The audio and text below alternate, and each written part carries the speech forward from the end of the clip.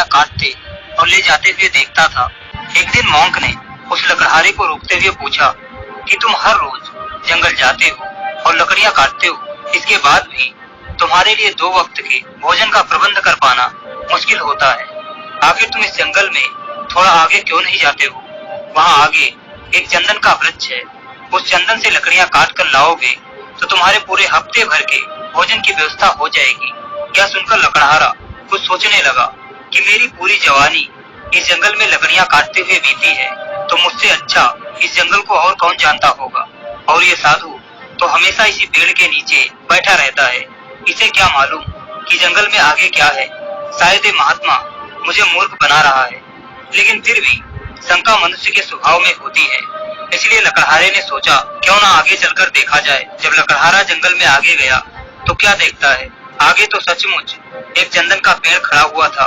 वह लकड़हारा दौड़कर वापस आता है और उन महात्मा के चरणों में गिरकर जोर जोर से रोने लगा कि मैं तो नासमझ था, मुझ में बुद्धि ही नहीं थी, और तो और मैंने आपकी बुद्धि पर भी शक किया, मुझे माफ करें गुरुदेव। अब क्या था, वह लकड़हारा एक दिन जंगल जाता और 8-10 दिन तक घर पर आराम करता। एक दिन फिर वही महात्मा लकड़हारे को वहीं बैठे मिलते हैं। महात्मा जी उस लकड़हारे से कहते हैं कि तू कितना मूर्ख है, तू तो चंदन के जंगल पर ही अटक गया। क्या तूने कभी ये नहीं सोचा कि चंदन के वृक्ष के आगे भी कुछ हो सकता है? अरे जड़बुद्धि, जा आगे चांदी की एक खदान है। अब तो लकड़हारे को विश्वास भी होने लगा था। वह तेजी से भागते हुए गया, वहाँ सचमुच में चांदी की खदान मौजूद थी।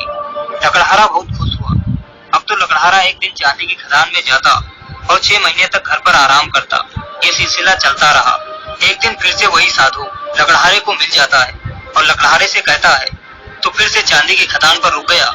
अरे थोड़ा और आगे जाकर देखता तो तुझे सोने की खदान मिल जाती। वो लकड़हारा फिर से आगे जाता है तो उसकी खुशी का ठिकाना न रहा। उसके सामने चमकती सोने की एक खदान थी। अब तो लकड़हारा एक बार उस सोने की खदान पर आता और 2 साल तक घर पर आराम की जिंदगी जीता। इसी तरह कई साल बीतते गए। एक दिन उस जंगल में सोने की खदान की तरफ जाते हुए उस लकड़हारे को वही महात्मा फिर से मिल जाते हैं और हंसते हुए कहते हैं, तू मूर्ख का मूर्ख ही रहेगा, तू आगे जाने के बारे में क्यों नहीं सोचता? तू कभी ये क्यों नहीं सोचता कि सोने की खदान के आगे भी कुछ हो सकता है? तो लकड़हारा सिर पीटते हुए कहता है, अरे मैंने तो ये कभी सोचा ही नहीं। महात्मा जी कहते हैं, जा इस बार सोने की खदान के आगे जाकर देख। वो लकड़हारा महात्मा के कहे अनुसार आगे जाता है तो उसे चारों तरफ हीरे बिखरे हुए दिखते हैं। हर तरफ एक से एक मूल्यवान हीरे पड़े हुए थे। ये नजारा देखकर लकड़हारा बहुत खुश हो उठा। उसने कुछ हीरे अपनी झोली में भरे और घर की तरफ चला गया। अब लकड़हारा 4-5 साल तक घर पर आराम करता। इसी तरह वक्त बीतता गया और वो लकड़हारा बूढ़ा हो चुका था। एक दिन जंगल जाते हुए फिर से वही महात्मा उस लकड़हारे को मिल जाते हैं और उससे कहते हैं, तू कितना नासमझ है, अब तो फिर से हीरों की खदान पर ही रुक गया।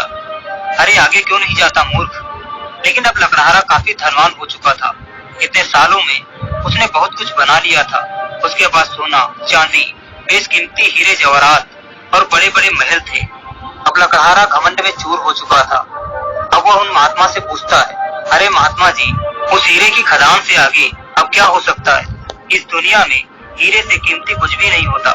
तब वो महात्मा कहते हैं, क्या तूने ये कभी नहीं सोचा कि मुझे सब कुछ पता है कि कहाँ चंदन का जंगल है, कहाँ चांदी, सोना और हीरे की खदान है? तो फिर मैंने वहाँ जाकर ये सारी चीजें क्यों नहीं उठाई? मेरे पास ऐसा क्या है कि ये सारी बेशकीमती वस्तुएं मुझे फीकी लगती हैं? उस लकड़हारे ने आत्मग्लानि के साथ पूछा, आपके पास भला ऐसी कौन सी चीज है जो ये महंगी चीजें भी आपको मिट्टी लगती हैं? तब उस साधु ने कहा, उस अनमोल वस्तु को ध्यान कहते हैं, जो हर तरह के धन से बहुत अनमोल धन है। लकड़हारा कहता है, मुझे तो ध्यान करना ही नहीं आता। साधु ने कहा, ध्यान करना बहुत ही आसान है। शांति से जमीन पर बैठ जाओ और अपने आप को विचारों से दूर करके अंदर उठने वाले विचारों को ध्यान से देखो और पता करो कौन से विचार महत्वहीन है और कौन से महत्वपूर्ण। विचारों की पहचान करना ही ध्यान है। आप जब परेशान हो तब आप ये ध्यान कर सकते हैं कि कौन से विचार आपकी परेशानी का कारण बने हुए हैं और ये महत्वपूर्ण है भी या नहीं। दोस्तों, ये ध्यान की सरलतम